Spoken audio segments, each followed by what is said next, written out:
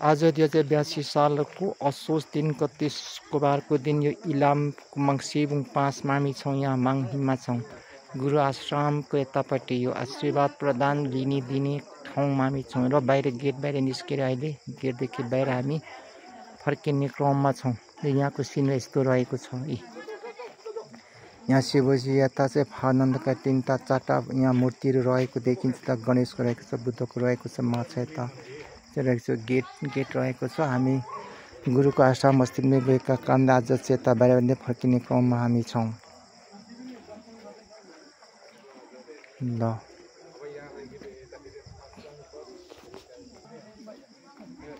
यहाँ पनि रहेको छ।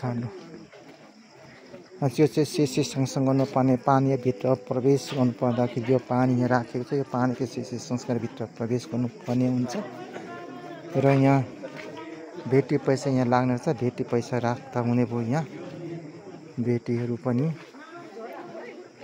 यस्तै छ। शिशी सँगसँगै लागेको यो गेटै भित्रको पैसा यो रहेको छ। यहाँ मैला पानी फ्याँक्नु पर्ने के यहाँ राखेको छ। यता यस्तो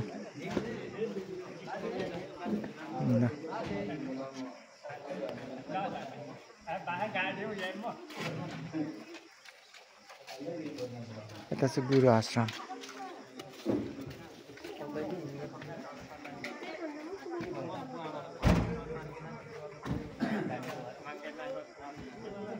आज हामी 2082 सालको असोज 3 गते शुक्रबारको दिन यो ठाउँमा छौँ। अहिले हामीले भक्तङदेखि फर्केर आएर यहाँ चाहिँ गुरुमा हाजिर भई मङ्गेना गरी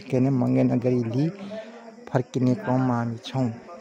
हामी आज सुनसीबाट 9 जना अस्ति माथि गएका थियौँ। 9 जना यहाँ आएका छौँ। अहिले गुरुदेखि आशीर्वाद लिइसकेर फर्किने क्रममा हामी छौँ। हाम्रो गाडी सवार चाहिँ को 128 रहेको छ र यस्तै छ। अब जाने ल।